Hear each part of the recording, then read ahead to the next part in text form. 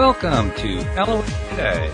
I'm Walt Thiessen, here with Uohna June Thiessen and Louis D'Souza. Today is Monday, April the 13th, 2020. It's 4 p.m. New York time, and wherever you are in the world, thank you for joining us for another episode of LOA Today, your daily dose of happy. And I'm happy that we're back doing the show again on Mondays like we always do. It's always a pick-me-up because weekends are good. Don't get me wrong. I like weekends.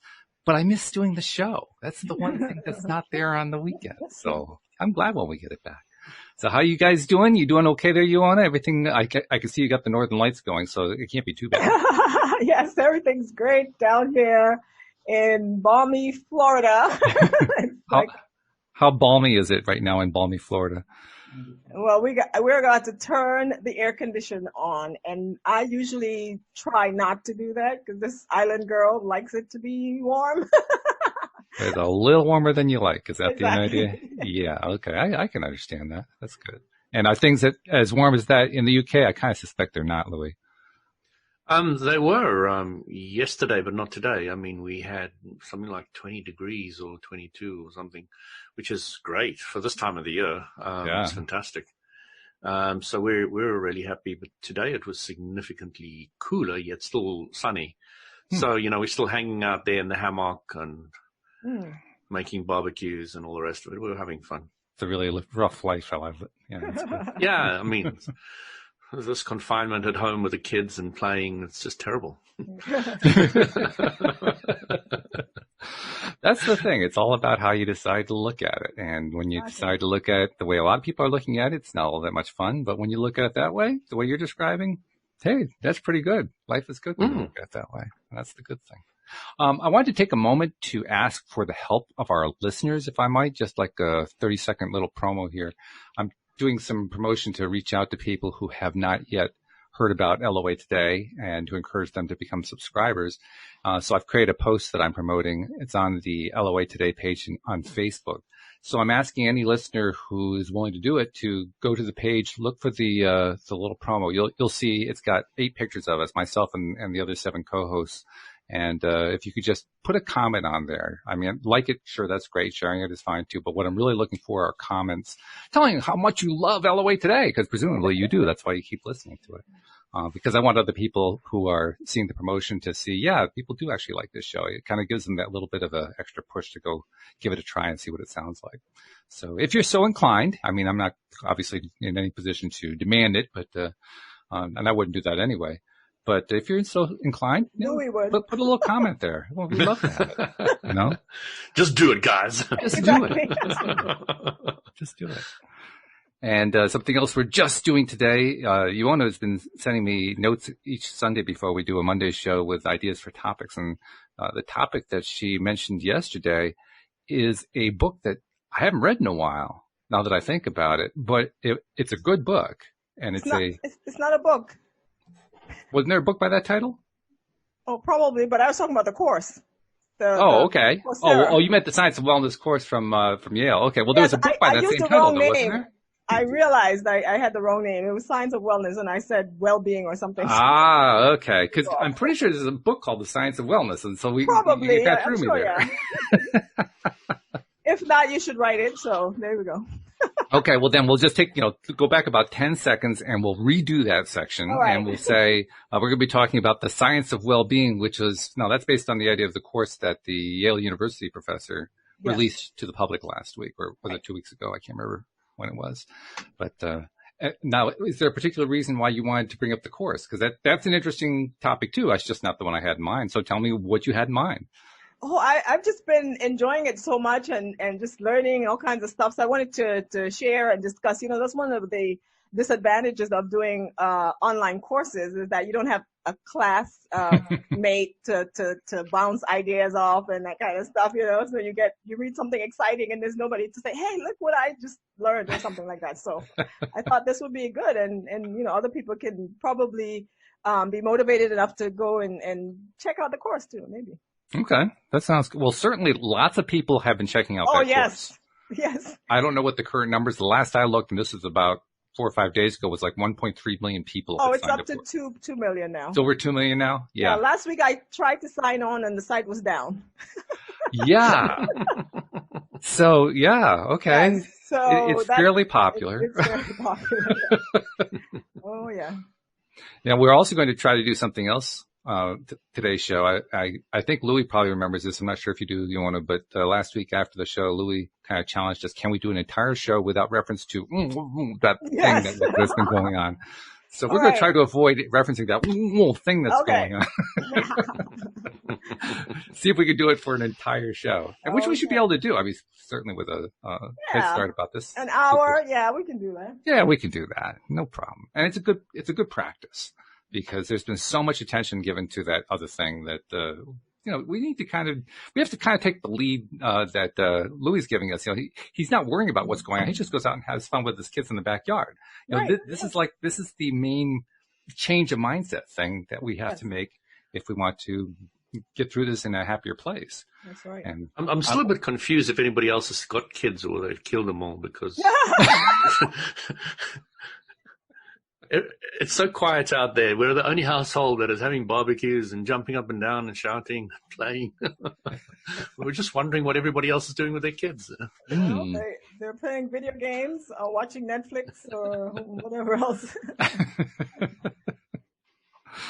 Yes. Okay. Well, that's not exactly a completely happy thought. I like the idea of kids being outside and running around and playing, which we've been seeing some of around, at least where we live, which is good, especially considering our weather isn't anywhere near as warm as yours or even as what Louis was reporting. But nevertheless, I was seeing families out with their kids, especially on the walking biking path, getting out and getting exercise. And there's also there's a little league field down the road from where we live. And while obviously that's not in use right now because everything's shut down, the parking lot was in use with a bunch of kids sitting on their little rider toys, riding all over this parking lot. So they were having a great time. And I like that. You need to have that. That's life. Life has to keep going. Otherwise there's no direction to go but down if you aren't going to be living. So living is really important. Yeah. Which kind of ties into what the course was talking about, I imagine. Now, I can't say that I've signed up for it. I did that much. I just hadn't gotten very far beyond that. So maybe you can give us like a little idea of what the course touches on, just so we can have a context. And then so this course, of course, was designed several years ago, but now it's become extremely popular. We know why. But so what it is, she's sharing research with the students and everybody else who joins in on what they've learned about wellness and how to cultivate it and how to cultivate happiness. And, some of the interesting things that they've learned is that there are a lot of times what we think will make us happy doesn't necessarily equate. And they've done research with that, where they've asked people, so what do you think some of the things will make you happiest? And, they gave certain things and they said, how happy you think you'll be once you get this? And they gave a number. And then several months or years went by and they measured, them again. And sure enough, some of them had accomplished the stuff, but the measure of happiness they thought they would have gotten was not quite near what, they got. And also vice versa. Some of them who didn't get some of the things that they wanted, turned out they weren't, they weren't as disappointed as they thought they'd be. So, those were some of the things. So the idea is that she wants us to understand that there is a science to happiness and wellness, and that it's not necessarily intuitive. She mentions one of the thing about this G.I. Joe fallacy. That's in like the first video, where the G.I. Joe fallacy is the idea that once you know what brings you happiness, there you are. You're happy. And she's saying that's not necessarily the case. It's actually applying it. Because she said that even though she is the professor of happiness, she is more of a dopey, she calls herself. Okay. Yeah, she's well versed on the science, but in terms of the application, she's not as good. So she's trying to find out, what things that can actually put into practice to help, improve your happiness or wellness levels. I wonder, Louis, what would have happened if she had gone at this course, not just from the perspective of positive psychology and what's officially accepted within psychology circles, but also if she had introduced some of the concepts that Abraham Hicks teaches I have a feeling that it would be an entirely different course if she did that. Well, I can tell you exactly what would happen. Go for it. It'd be very, very short. Okay. When you focus on what you want, you feel better and you're going in the right direction. When you focus on what you don't want, you're not, and that's it. It's funny too. It's so simple that you can't make a course out of it. Well, I don't know. Abraham makes workshops out of it that go on continuously, so I think they're doing a pretty good job. It's not the philosophy that's complicated. It's everybody's complications they bring to the table so they can make simple. Mm-hmm. Yeah, that's true. Yeah. And it was even built into the part that Uohna was just describing there, how she was trying to identify what people thought would make them happy and then finding that it wasn't really going to make them happy. And I could just hear Abraham saying, okay, so you just go for the next thing that you think will make you happy. Whereas she wants to study the thing and find out, well, why didn't it make them happy? No, because her premise is that there are things that will make us happy as individuals, but there are two things that she talked about. One is the idea of our conscious knowing of something and our subconscious habits that are not in alignment.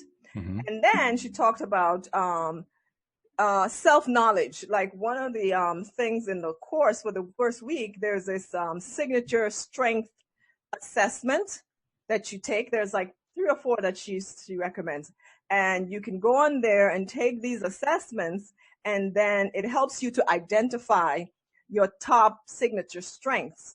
And what she says is that, according to the research by Dr. Siegelman, is that when people are allowed to practice or be engaged in opportunities that allow them to use their signature strengths, that they're much happier. So in fact, if they have a job or some kind of volunteer activity that allows them to use their signature strengths, then they tend to be a lot happier than if they were doing something that utilizes other signature strengths that other people may value, but they don't necessarily value. And a lot of times people don't know what their signature strengths are. They know what they would like it to be and what they think are admirable. Define signature strength.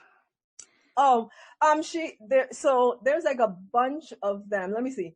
So there is bravery, creativity, fairness, gratitude, humor. I can tell you when I did the assessment, my top 5. But I'm still unclear what the definition of signature strength is. So it's certain characteristics that you value. Right. Okay. Yeah. So you won't be surprised to learn what my top signature strength is. The love of learning. What a shock. I don't know if I can take this one. Yeah, I took that and I saw that and I had to share it with Mark. I was like, look at this. This is why I love learning so much. It's my top signature strength. And that has to do with mastering new skills, learning new bodies of knowledge, and applying directed curiosity to systematically increasing what you know about a topic. The second one for me is love, valuing close relationships, sharing, caring, reciprocal type relationships with others. Third is curiosity, which is, of course, related to the first one. Interest in some kind of ongoing experience, finding topics and subjects fascinating, exploring, discovering. Fourth is zest, excited about life, productive life, and I can't read my own handwriting. Oh, not approaching life half-heartedly, but with energy and gusto. And then the fifth one is leadership, encouraging a group to get things done, to accomplish goals, maintaining cohesive organizing activities, evaluating outcome, that kind of. So those were my top 5. And so what she's saying is that a lot of times people get into jobs and careers that have nothing, they're not in alignment with their signature strengths. Sure. And so they tend to be unfulfilled and therefore unhappy as a result. So number 4 really sticks out for me on the list of 5 for you, just because that's huge. This idea of just going for it. You go for it all the time. Yeah. Yes. Since I first met you, it's always go for it, go for it, go for it. I know. So when I got this, I was like, oh, okay, this makes so much sense now. Yeah. So I'm curiously waiting for Mark to do his, to see what his top strengths are. Okay. So it isn't so much, well, I guess it is strengths in a sense. It strikes me as more like interests.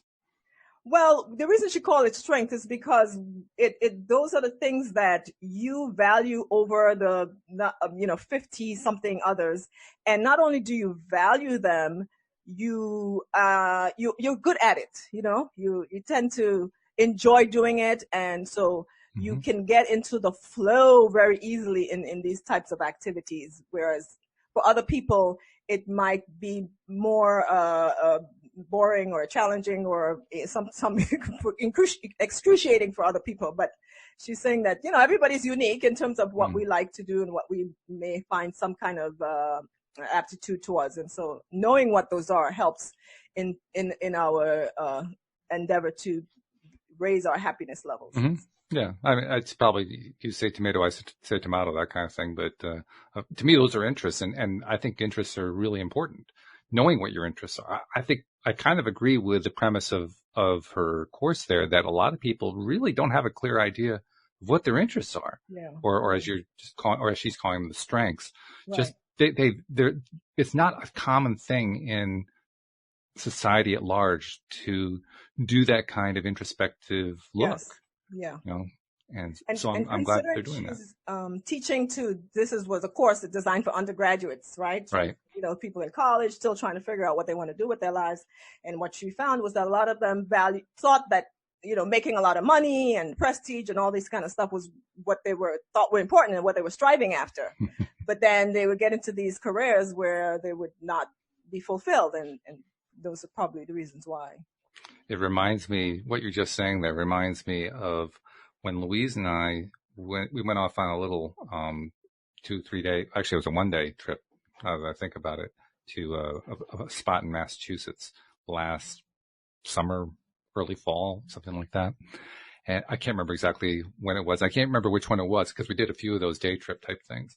But on one of them, we're in this little town. It's on the coastline. And we're in this little gift shop because she wanted to buy something. And we're talking to the young lady who's behind the counter taking the orders. And come to find out that she went to a university here in Connecticut, about an hour away from where we live. And so I was asking her, just conversationally, so, what are you majoring in? What's your interest and so forth? No, she wasn't really sure. She was still figuring that out. It was her freshman year and she hadn't set up her heart on a major or anything like that. I said, well, I'll tell you something that you probably don't hear very often. I'm going to recommend that when you're exploring what to major in, go with your heart rather than what you think is going to make a lot of money. Mm-hmm. And she just burst out laughing. She says, boy, you never hear that anymore. Yeah, exactly. Yeah, I think one of the things that Dr. Santos, who teaches the course, she said that they've done studies and found that America is the unhappiest country in the world. The unhappiest? Oh, okay. Yes, we score very high on the unhappy scale, apparently. And in a large part of that is the millennials are very unhappy because they tried to adopt the values of their parents and the previous generation, and they ended up not being fulfilled. So, which is pretty much what every generation has learned. Yeah. You just the previous generation's values just don't work for you. Right. And that creates the expansion. It does. Yeah. It's a funny thing how, you were describing it as unhappy, and certainly there is quite a bit of unhappiness.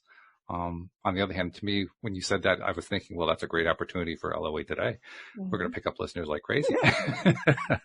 But like Louie was saying, it's the first step in the process, is identifying what it is that you don't like, exactly. Don't want. Now, the real question in my mind is, have they learned what the second step in the process is? Learning what it is that they like and want. Right. So, of course, this was the first week, but, one of the things that she talked about in the first week was finding ways to engage your signature strengths. So that's the starting point, essentially. So finding ways to, engage in things that you are drawn to. And that is like the beginning of the journey towards happiness, as she puts it. So I want to do a little compare and contrast here. So Louie, you have done, I'm not going to call it really courses because it's all very informal, but you have your group at the local exercise club that you're a member of, the sauna club. And you've talked about how you have had conversations with lots of people there. You're kind of guiding them on Abraham and so forth. What's been your experience in terms of kind of a comparison to what Uohna was describing? I mean, I imagine that you get people who bring up this complaint or that complaint, stuff that they're not happy about and so forth, and then you're trying to give them some ideas on how to understand things a little bit differently. Do you see the same kind of parallel to what they're talking about in the course that Uohna is taking? And if so, how do you approach it that may be a little bit different from what the course does?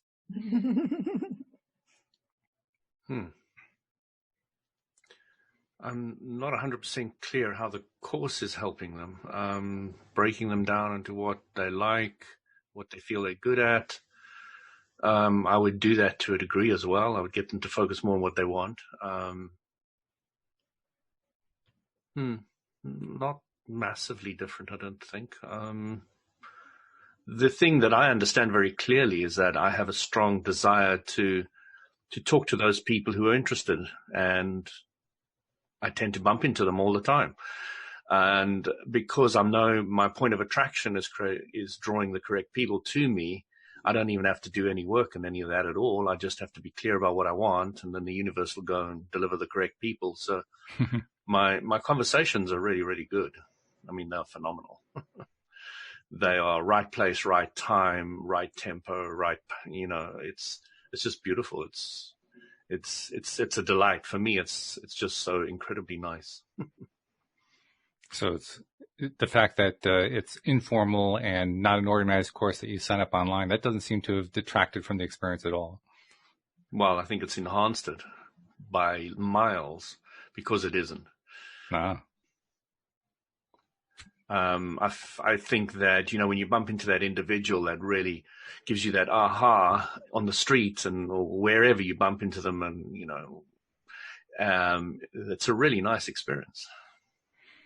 In other words, you're catching them at a moment where not only are they open to new ideas, but they are, I'm kind of inferring here, you tell me if I'm on the wrong track here. Mm-hmm. I'm kind of inferring that you're not just catching them when they're ready to learn something new, but when they are ready to hear one particular message, that you're the right person to deliver that message to them.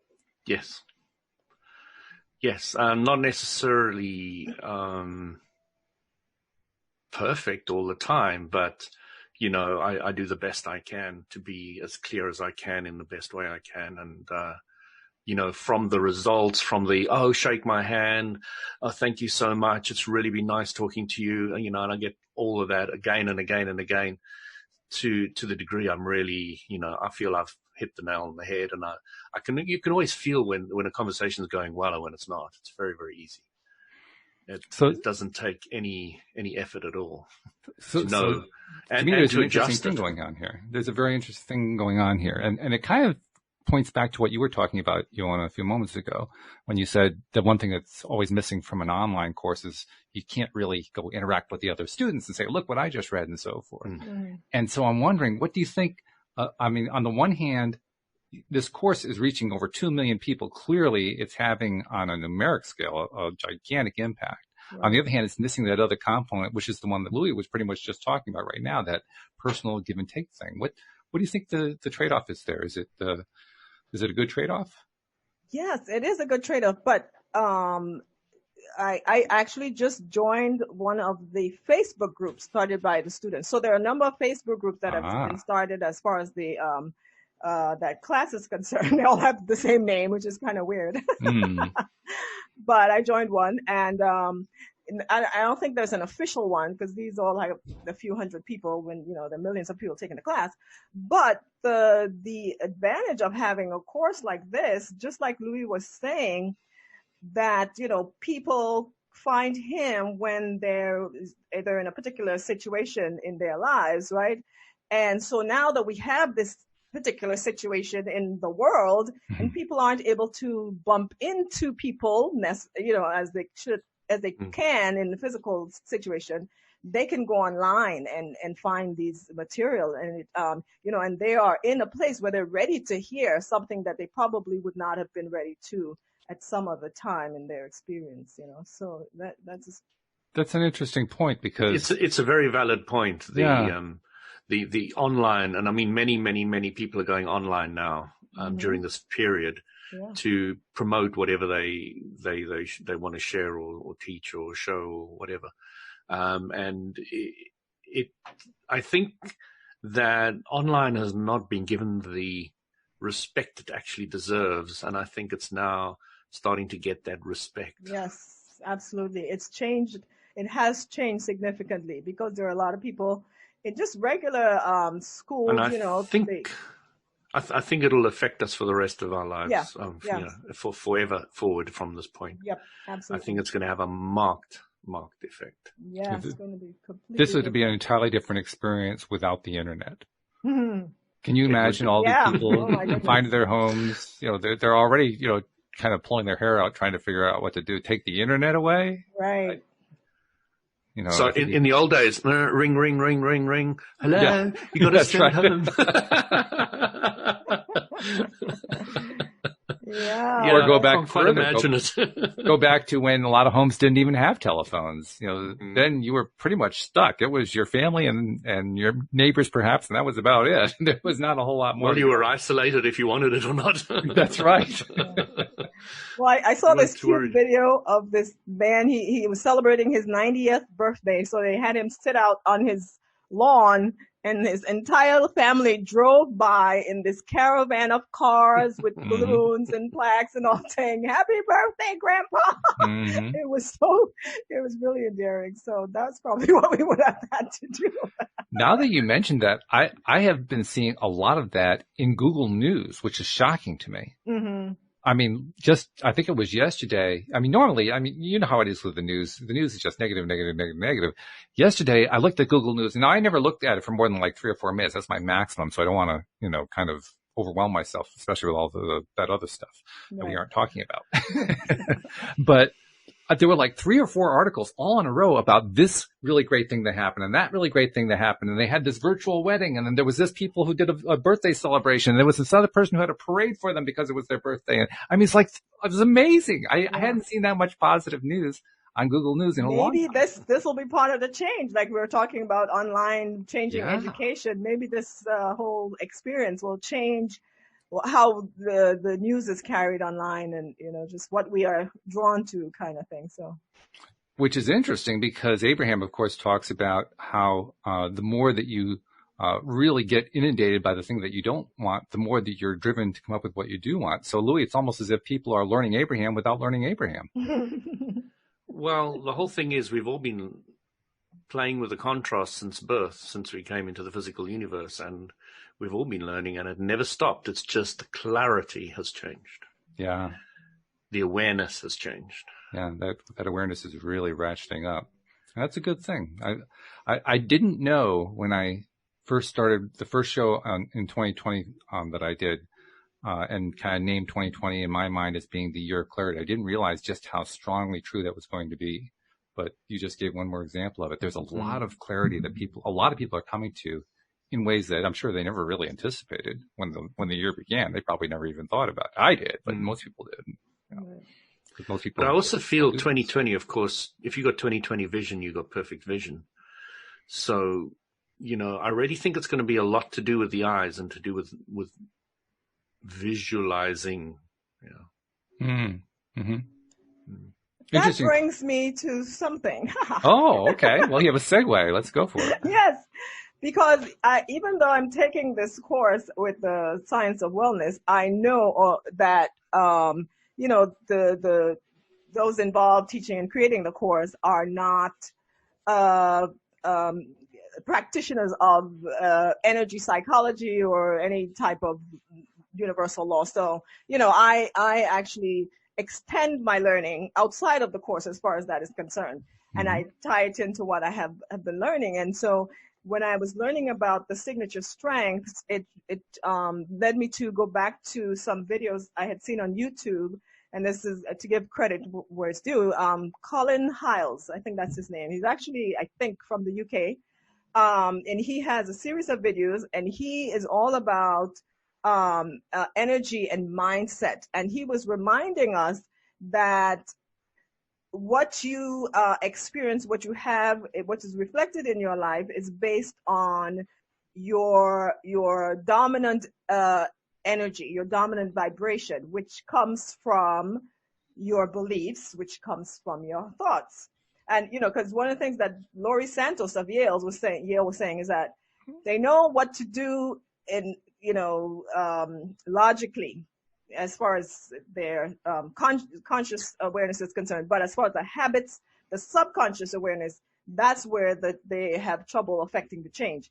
But what Colin Hyle is saying is that we as in law of attraction, we believe that we are living magnets of what we are vibrating on a dominant level, and that's based on our beliefs, our attitudes, our mindset, which is based on our thoughts, right?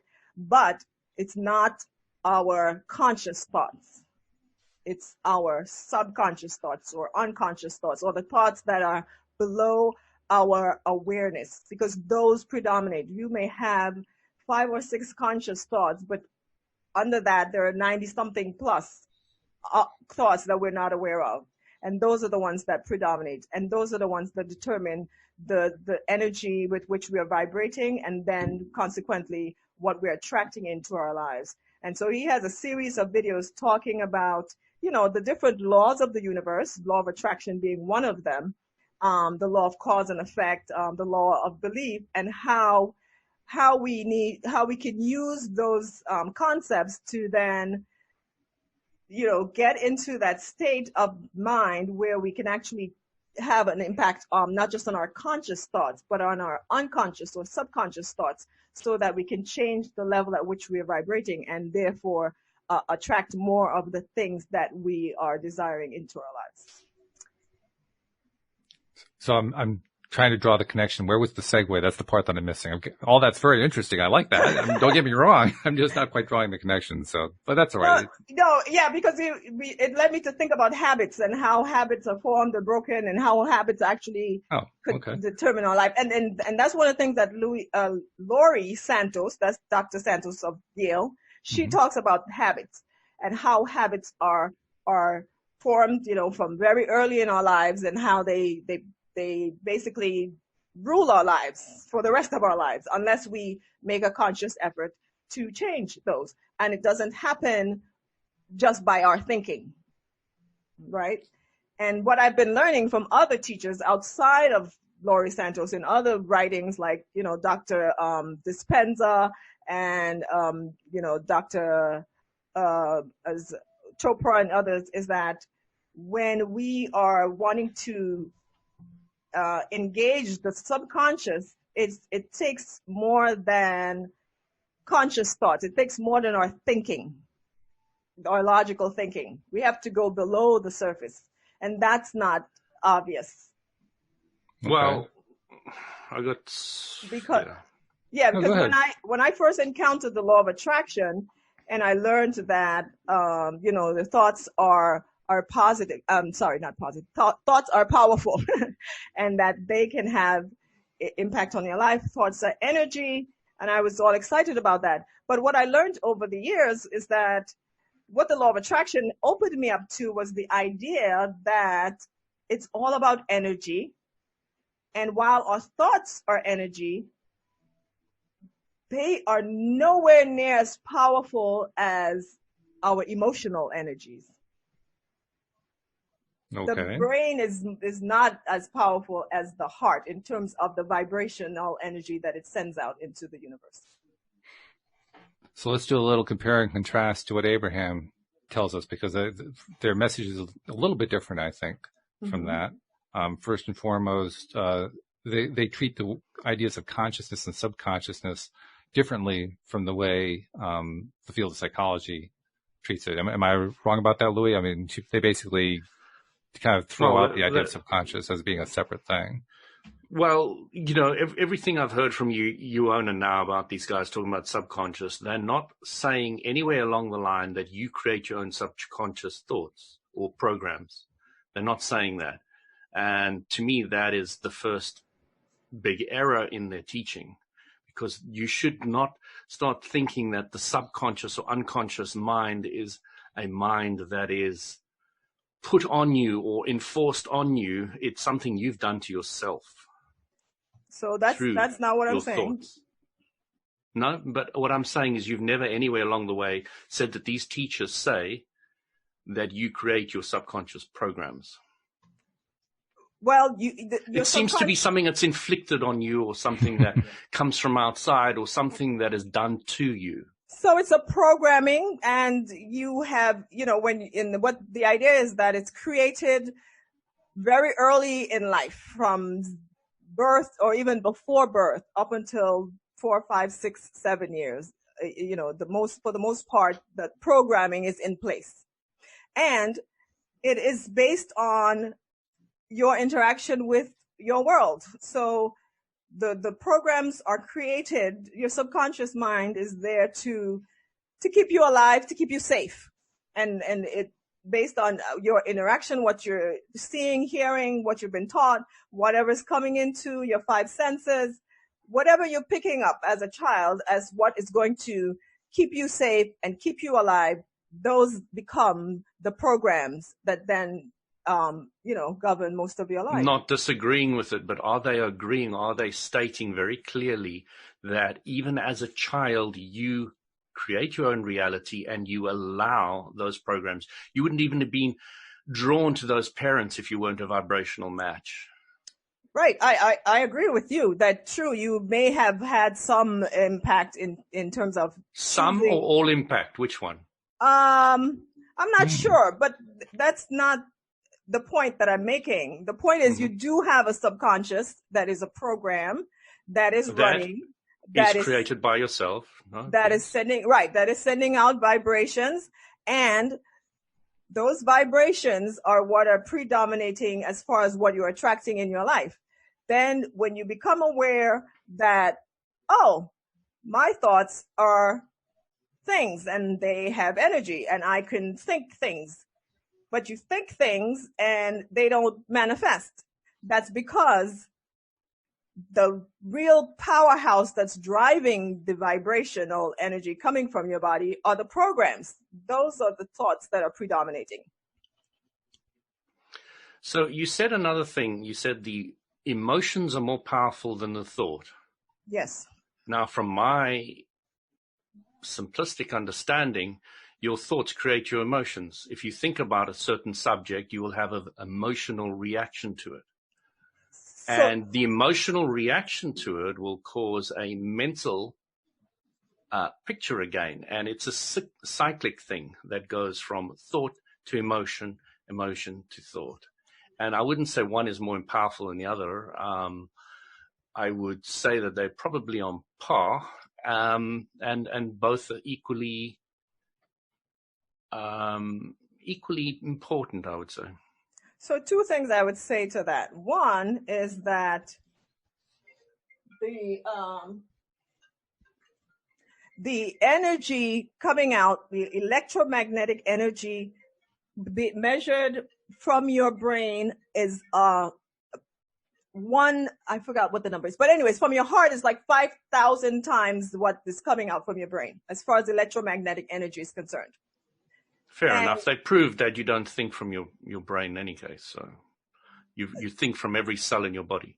Exactly. That's what Deepak says. So that's right. So the thoughts that you're thinking that are conscious, you're only aware of the conscious thoughts, the logical thoughts, the thoughts that make sense. But you are having thousands of subconscious thoughts that are driving your emotion that you are not aware of. So that is what is actually attracting to you into your world or into your experience that you're having.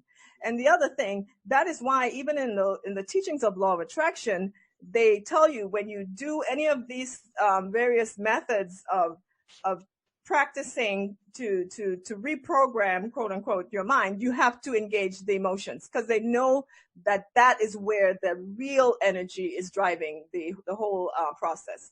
It's in the emotions. That's what emotions mean, energy in motion. So that's why sometimes you will have a thought, and the thought is probably, positive, something happy, but something feels because there are other thoughts. So you might be listening to me now with your senses and you're hearing me and you can see me. That's, conscious thoughts. But at the same time, there's something else going on. There's a lot of other thoughts related to your beliefs and your background and your programming that are also running at the same time, that are also being fired. So let's talk about some of these subconscious thoughts or programs that are running. Some of them are making your heart tick. Right. Some of them are making you breathe. Yeah. Some of them are doing many other things. So yes. Some of them are very, very beneficial. Right. Keeping you alive. Yeah. Yeah. So generally when people are talking about subconscious programs, they generally want to get rid of. They're talking about some active thought that they thought in the past that's become active in not necessarily a conscious way because you've changed subjects, focus, age, etc., and you're looking at things differently. So you've still got some of the old thoughts that you programmed yourself with sitting in the background that you want to get rid of. Now, Abram would say, don't bother about getting rid of them. Start creating new pipes, clean, and you know, going into those old pipes and chipping out all the old dirt is just not on. So the way you get clean water in is by focus consciously on what you want and forget about the rest. So they tell you in the Abraham Hicks teachings is, you know, don't look at this as anything else than use your focused conscious awareness of what you want to clean out any old program which you might not like. Yeah, so the thing is that it's all about reprogramming your brain, because your brain works by wiring, and thinking conscious thoughts is one of the ways you can program your wiring. Practice is the way that you can reprogram your wiring. But practice is conscious thought, is it not? Right, and that's what athletes and musicians do. They rewire their brains by practicing. But what people like Dr. Lipton is saying, those are the slowest processes. In fact, Dr. Lipton says, and he gives about 7 ways you could reprogram your conscious, your subconscious. And he says that hypnosis is the quickest, most powerful way. And here's why. He said that we were programmed when we were under 7, under 5, when our brains were vibrating mostly in the theta state. So we have beta, alpha, theta, delta. So in those low, very low vibrations, that's when most of the programming happened. And so to be able to reprogram quickly and effectively, you access those states again. So hypnosis allows you to do that most powerfully. He's talked about, you know, when you're just before going to sleep or just waking up, that's another way you access those very low vibrational states. Meditation is another way. So practice is one of the ways you reprogram yourself. We've all used it all our lives in school, you know, whatever it is that we've learned, we've practiced, and it's caused rewiring. But now we know that that is actually a slower, not as effective process in terms of actually accessing and implanting these connections or new neural connections into our subconscious the way that we would like them to be. So can you hypnotize yourself? No, but he talks about auto hypnosis, and you know, he mentions things like you could use you've mentioned before those binaural beats and others. So that's one of the things he did talk about, that hypnosis does involve, in general, you going to someone. So it's not always the best and most convenient way. But he says that when as you're going to sleep and as you're waking up, if you use pictures or images or stories or affirmations, those are auto hypnosis process. They're not as effective as if you had a hypnotist working with you. But so I have a question here. Abram says this, which is quite interesting. Well, sorry. That's right. I just wanted to add something to this conversation with my question, because my question is, how do they know that it's more effective? How do they know that these other approaches that are not specifically driven through the conscious mind are faster and more effective? Oh, they've actually measured it and studied it. So they've worked with people, especially people who have veterans who have post-traumatic stress syndromes, people who have really traumatic phobias and other issues on a psychological level, and they've used they've used hypnosis as compared it to other groups and seen which one has been more effective and which one. Actually, faster. I'm still trying to clarify what we're talking about here. Faster means more effective? No. Faster means it happened in one session as opposed to some other method. You would have to probably repeat the session. And also more effective means that it lasts indefinitely. Like if they go back a year from now, they still have the same. Okay, so Louie, go ahead. I'll interject a little bit later, but that's the foundation I want to get in there. So good. Okay. Go. So now that I'm clear about what Uohna's talking about, Abram makes the statement that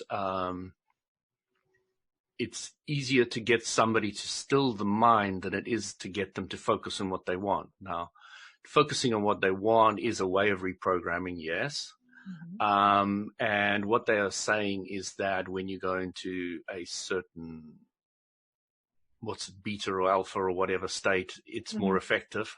Mm-hmm. And that is when you go to sleep, wake up, meditate, hypnosis, it gets you into that state. Yeah. Now, Abram would agree with all of that. From the point of view, they would say that meditation would be far more effective than to focus on what you want. So from that point of view, all these states that you're talking about are source energy, and yes, they are billion times more powerful, because what you're doing is when you take away the resistance, source energy raises up and you enable it and you activate it. So right. Yeah, I've got no real problem with that aspect. And that's the key word, I think, is resistance, because the cases that they're outlining, according to what Uohna was telling us, are cases of PTSD, people with high degrees of traumatic experience that they're trying to overcome. Well, yeah, somebody like that's going to have a lot of resistance in the way. But that's not the only people they've worked with, Walt. They've worked with regular people. I mean, they talk about things like if you say you want a certain job, you're intending for this job and at this company and you want to make this amount of money, blah, blah, blah. Mm-hmm. And what they are able to do is to realize that even though consciously that's what you want, they are able to go into the subconscious of this person and realize that they have beliefs that are actually in conflict with that. They don't want to lose their independence. They don't like traveling. They don't like people, whatever. So those are the programs that are running in the back that are running below their level of awareness, that are sending out vibrations that are in conflict with the things they want. And so they're saying that if I would still say that's resistance, though, isn't it? I mean, yes, absolutely. But I'm saying it's not always a big thing like a phobia necessarily. Well, I think the point, though, is that if it's a strong level of resistance, whatever it's caused by, whether it's caused by something severe like PTSD or something less severe like, normal everyday stresses that people deal with, it's still resistance. And it's still very highly resistant. That's why we call it resistance. So it's a strong resistance. And a lot of times, though, the point is we are not aware that there is resistance. Well, a lot of times we're not. Sometimes we are learning it. That's one of the reasons why we go through things like meditating, like doing affirmations, like doing the conscious processes, so that we can bring them up to the surface. We can bubble them up to the surface. But understanding the law of attraction, do you want to bring what you don't want up to the surface? Well, sometimes you do. Temporarily, very, very, very temporarily, for less than 14 seconds of focus on it, yes. Otherwise, you amplify it. Well, I think that's the point, though. We do want to bring it up because we've also learned that when we bring it up, it makes it easier for us to let it go. Exactly. And that's the whole point. You're right. I agree with you. We don't want to hang on to it. Hanging on to it is probably about the last thing we want to do. That thing as fast as you can. But it's being aware of what it is that we want to let go. So we can do, a general affirmation and say, I let go of all resistance. Or we can say, you can actually uncover what that specific thing is, that specific I'm scared of spiders. I want to be happy with them now. Right. And that doesn't work for a lot of people. So that's why they go back to the wiring, the programming that is in place that is causing them to be afraid of spiders, and removing that programming or rewiring that programming so that they're no longer afraid of spiders. That's the whole idea. How can you do that without poking around in all the things you don't want and amplifying it? I don't see how you can do it. Well, to me, that's a funny thing for you to say, actually. And the reason I say it's a funny thing for you to say is that you're the one who very often speaks about how great it is to dig around the contrast, how wonderful the contrast is. Mm-hmm. So the contrast is not always something to be avoided, you know. I mean, we don't want to spend time there, but sometimes it's useful to uncover that, because then we can remove those blocks and be free to manifest what we do want. Yeah. So, you know, I've got no problem with the contrasty aspect or the first step, and it's just the time frame. It just seems that when people poking around in it, generally takes too long to do it. I just think it's very difficult for that whole spider thing to come up, or the reason why you're scared of them, without poking around for quite a while. I don't know. No, so like I was mentioning, you know, those are phobias, right? And those are very specific, issues that people have. But we, as practitioners, well, not necessarily. You don't really know, because you're still really digging into the reason why. No, what I'm saying is, when we're trying to manifest in our lives, it's usually beyond, I want to be free of my fear of spiders. Now, that can be the case for some people. I'm not disputing that, you know. I probably want to manifest, be free of my fear of snakes. But those are not necessarily the things I'm working on. I want to manifest world domination. Well, you've heard her here first, folks. She's named. So I want to know, what are the blocks? No, I'm just kidding. But what I'm saying is that there are other things we want to manifest: health, wealth, relationship, whatever it is that we want to manifest. And so the idea of reprogramming on our minds to be able to do that, to be able to be at that vibrational state that attracts these things to us, it sometimes requires us accessing our subconscious, for one, removing the blocks, and two, placing these desires, these positive, these wants, into our subconscious. So it goes beyond just us thinking that we want to do that, but actually having thousands of thoughts and ideas and beliefs and mindsets and attitude and physiology that is related to that. And so we are in a much better place as far as attracting those things to ourselves are concerned. Okay. I don't think we're actually saying a whole lot different here. I think what's interesting is we have different perspectives that we're coming into the same topic with. And that's kind of fun. That's one of the reasons why I like the idea of doing the compare and contrast, because psychology, positive psychology in particular, comes at it in one direction. Mm-hmm. Abraham comes into it from a different direction. Some of the other teachers that are out there, well, they all come up from their own perspectives too. Yeah. And on the one hand, people can get confused about it by hearing the different perspectives. But on the other hand, this is what it works out from my perspective. It becomes really educational to understand, well, this person's thinking about this way and that person's thinking about that way. And gee, I wonder what I can learn out of that. Yes. That's where I do my best learning. Yes, that's me too. Me too. I tell you, because just doing the show with you guys have caused me to expand my understanding and my desire to really sink my teeth into this whole thing, you know, so it's been great. And then taking the course and relating that to, Dr. Chopra's writing or Dr. Dispenza's writing or some other, reading that I'm doing. It's been really fun.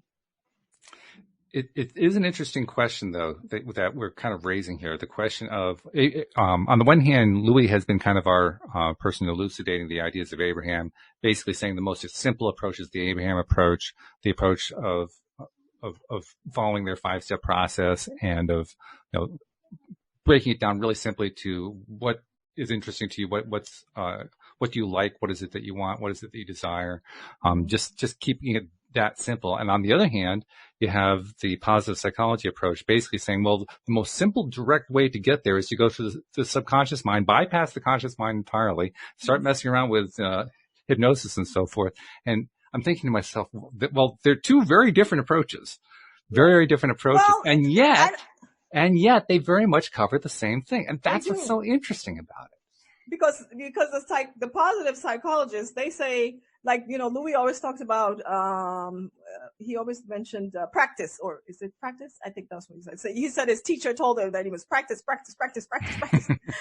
And as far as they're concerned, that's one of the way. It's the most popular way, but it's not necessarily the most effective way of reprogramming your subconscious. Which we now understand is very true. And finding your own way to access or to remove resistance, to slow thought, to let your bank of everything you want come into manifestation, then stilling the mind, quietening it, having out-of-body experiences, focusing before you go to sleep to be on a high vibrational place so that when you wake up in the morning, you're on that high vibrational place. And you can use that to program yourself as well with clearer intent, etc. Yes, got no real problem with any of it, but it's the clarity with which people understand how it all works. Yeah, which to me is very, very important. Yes, it is. Yeah, because like I said, it's been, how long have I been studying, quote unquote, law of attraction? And still it's like, oh yeah, and there's like, yeah. So, anyways, this kind of helped distill it for me, at least. Good. Because they talked about, the hypnosis, vision boards, gratitude journals, affirmation, active meditation, EFT. All of these are things that other people use as a way of changing the subconscious program. And I come back also to what we talked about earlier, the role of resistance in the whole process. Yes. Clearly on the positive psychology side, a lot of what they were talking about was various relatively high levels of resistance that they found were easier to get around if you went through the subconscious mind than through the conscious mind. Right. But also Abraham comes at the same thing. They come at it slightly differently, but they come at the same idea of resistance by simply saying you let go of it, which is what the positive psychology people would say. Well, they can't let go of it. They've been trying so hard. They can't let go of it, mostly because they don't even know that it's there. Right. And they're both valid viewpoints. I think what happens though is the positive psychology is really helpful in the early stages of development. The Abraham teaching actually, I think, becomes stronger in the later stages of development. And I say that because as we develop, we learn how to encounter our own resistances. We learn how to identify them and bring them up and let them go and that kind of thing. And there are a lot of different ways that we do that. But ultimately, we become better resistance letter goers. Is that a verb? I don't know if that's a valid word or not, but I'm going to make it up as one right now and say that's what we get better and better just letting go of this stuff. That's true. And I think, Walt, that's important to share with the listeners. At least I found this very comforting because, when you are a practitioner and you think you're doing what you learned and things aren't working out, you're frustrated. Like, why? I'm having positive thoughts here and, I'm sending out positive vibrations, but, so that's been my experience, in the beginning. It's like I was doing what I thought they said I should be doing, but still I was not getting all the results that I wanted. So now I have a better understanding why. That has been very clearly explained in the universe does not hear what you say. Yep, here's absolutely. What you mean. Right. Well, I say, here's what you feel. What's the difference between meaning and feeling? Oh, the meaning is, meaning is still logic, still conscious, still at the level of the conscious awareness. You can understand what a sentence means. If it's in English and you speak English, you can understand the meaning quite clearly.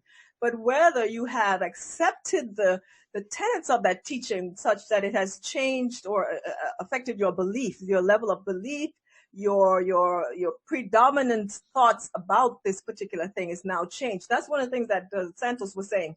You can know something, but whether it has affected you at a level of the subconscious is completely different. And that's the distinction she tries to make so clearly. So when you know something and when you feel something are two very distinct things. Okay. Well, that seems like a good stopping point, considering we've done an hour here. I don't know if you realize that we flew through that hour, but well done, guys, I must say. I do want to make sure that I remind people who are not yet subscribers to become a subscriber, because this is the kind of conversation you get every single day, and it's always a different topic. It's the same general topic, law of attraction, but since the law of attraction applies to every aspect of our lives, it's going to be a different topic every day. So join us on the show, become a subscriber if you're not already subscribed to the podcast. If you don't know how to do it, we've made a very simple way for you to do it. Just go to the homepage of our website, loatoday.net. At the top of the page, you'll find instructions on exactly how to do it with your particular device. And also check us out on YouTube, because when we record these episodes, we live stream them to YouTube, and encourage people who are listening to the live stream to be a part of it. Actually, Josephine included a couple of comments early on that I was looking for a way to get them into the conversation, and I couldn't do it. So Josephine, I apologize. I couldn't get your comments in, but I'll share them now just because they were really good. First of all, we were talking about way back at the beginning about people choosing between going for their passion and going for the paycheck. And she quoted Gabriella Bernstein saying, "Make passion your paycheck." I thought that was an interesting quote. And she also said, "We are conditioned into believing that we have to accomplish something big or else we're not worthy. But the truth is that the small steps are really what pay off in the long run." And I thought that was a really good point too, because really that's how we become deliberate creators. We do it one small step at a time. If we try to do it in one great big leap, we usually are disappointed. But if I'm willing to make a little improvement here and choose that little better thing there and just do these little micro shifting things like Dan Mangano likes to call it. Well, they say the biggest financial secret is compound interest. Compound interest. Yeah, exactly. That's right. Yeah. One little bit at a time. Put a little bit away every month, and amazing what you get at the end. And that's basically what we do as we become deliberate creators. We learn how to be a little bit better at this, choose a little bit more in terms of what we like and prefer rather than what we don't like and don't prefer. Spend more time focused on what it is that feels good and less time on what doesn't feel good. And in the process, we actually compound the interest. That's pretty cool. So. All right. Well, good conversation today, guys. Thank you very much. We actually got through without mentioning that word, so I appreciate that so much. And I look forward to talking to you guys again next week. Thank you also to our live stream audience, particularly Josephine. Sorry I couldn't get to the comments earlier, but I will try to get them in next time. Thank you especially to our podcast listeners as well. We'll see you all next time here on LOA Today. Goodbye, everybody.